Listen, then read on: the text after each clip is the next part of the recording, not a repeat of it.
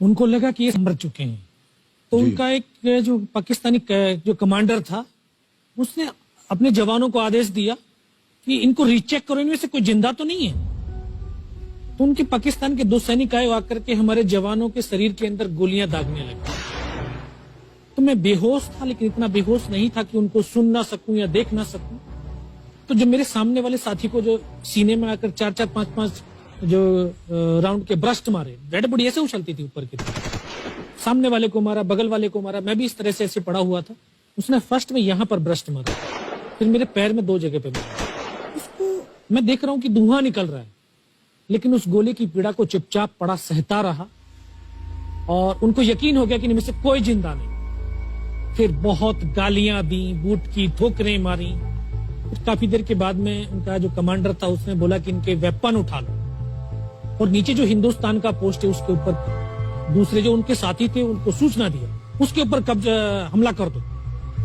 फिर ये आवाज भी सुनी तो मुझे लगा कि यार आज तो मेरी पूरी टीम खत्म हो जाएगी। दोबारा से उसके साथी आए, पाकिस्तान के सैनिक आए और हमारे जवानों के शरीर के अंदर गोलियां दागने लगे। उन्होंने फिर उसे रोटेशन से गोली मारी। तो जब 1 कदम आगे गया तो उसने राइफल मेरी सीने की तरफ तानी।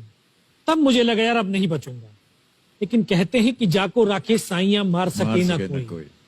जब उसने गोली चलाई तो यहाँ पे पर्स में 5-5 रुपए के कुछ सिक्के भी थे।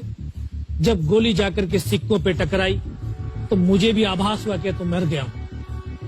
पाकिस्तान का दूसरा सैनिक आया, उसने आकर के मेरा AK-47 उठाया और वापस मुड़ा तो उसका पैर मेरे पैर से टकराया हो। तब मुझे लगा कि यार मैं तो जिंदा हूं। तब मेरे पास एक हैंड ग्रेनेड था, मैंने उसको पिन निकाली और उसके ऊपर ऐसे फेंका तो कोट के अंदर हुड लगे हुए, हुड के अंदर वो गिरा जी। उसने तुरंत पीछे की तरफ मुड़ के देखा, पीछे तो कोई मूवमेंट था नहीं। तो जब तक वो ग्रेनेड को निकाल पाता, ग्रेनेड फट गया। यहाँ से उसका पूरा सर उड़ा और वो हमारे ऊपर आकर के गिरा। जो पाकिस्तान के दूसरे सैनिक थे उनमें खलबली मची कि इनमें से कोई जिंदा है, कुछ बोले जिंदा नहीं, नीचे से रिइंफोर्समेंट आ गई है। तो उनमें खलबली मची। मेरा पास वही एक मौका था, मैंने दोनों हाथों से उसकी राइफल को उठाने की कोशिश करी, ये हाथ हिला नहीं।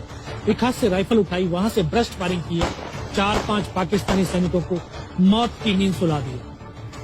फिर बाएं हाथ से पलटा खाया, दूसरे पत्थर से 3-4 जगह से फायरिंग किया। तो जो उनका मोमेंटम था, जो हौसले थे, परस्त हो चुके थे, वो भाग खड़े। 2-3 मीटर गया, जाके देखता हूँ सामने उनके लंगर चल रहे, उनका लिविंग टेंट बना हुआ, उनके जो हैवी वेपन का डिप्लॉयमेंट था वो सब कुछ वहां पे लगा हुआ। उस समय जहन के अंदर एक ही पागलपन था, अपने साथियों को बचाना। फिर मैं वापस धीरे धीरे रेंगता हुआ अपने साथियों तक आया। फिर मुझे लगा कि इनमें से हो सकता है मेरी तरह कोई साथी होगा, जिंदा होगा। उनको देखा, किसी का सर फटा हुआ था, किसी के फेफड़े निकले हुए थे। बहुत देर बैठकर रोया भी, फिर अपने आप को संभाला। चारों तरफ बर्फ ही बर्फ, पहाड़ी पहाड़। ये भी पता नहीं कि हिंदुस्तान किधर है, पाकिस्तान किधर है। 2.5 साल की सर्विस, 19 साल की उम्र, न उम्र का तजुर्बा न सर्विस का अनुभव। जाऊं तो जाऊं कहां। मैं बहुत 500 मीटर लगभग नीचे रोल करता हुआ आया और अपने साथियों जो नहीं चढ़ पा रहे थे दुश्मन की भारी फायरिंग की वजह से, वहां तक पहुंचा। फिर उनको उन्होंने मुझे पकड़ा, वो फर्स्ट एड दिया।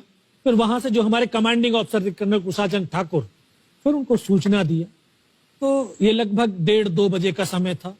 वहां से फिर कमांडिंग ऑफिसर तक मुझे ले जाया गया। फर्स्ट एड तो हुआ, लेकिन ब्लड इतना निकल चुका था कि दिखाई देना बिल्कुल बंद हो गया था।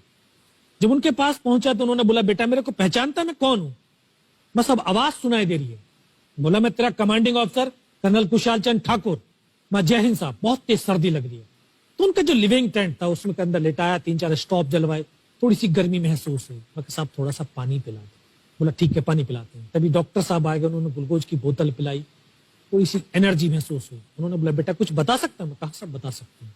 तो उनको बताया कि सर ऊपर ये घटनाक्रम हुआ है और ये वहां की इंफॉर्मेशन है। तो लास्ट में उन्होंने बोला कि बेटा जवान की रिक्वायरमेंट क्या है? मैं कहा, सब जवान की रिक्वायरमेंट अम्निशन और फील्ड पट्टी की है। बोला, खाने के लिए नहीं चाहिए? सब भूख नहीं लगती। बस इतना कहते कहते तभी डॉक्टर ने कौन सा इंजेक्शन लगाया, फिर मुझे पता नहीं कहां पर। फिर होश आया 3 दिन बाद, देखा ऊपर पंखा चल रहा है।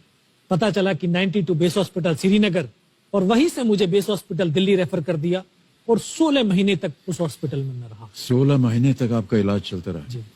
और वहीं पर हॉस्पिटल में ही मुझे पता चला कि 15 अगस्त 1999 को जब ये परमवीर चक्र का जो अनाउंसमेंट हुआ तो वो वहां पर ही मुझे पता चला। या सर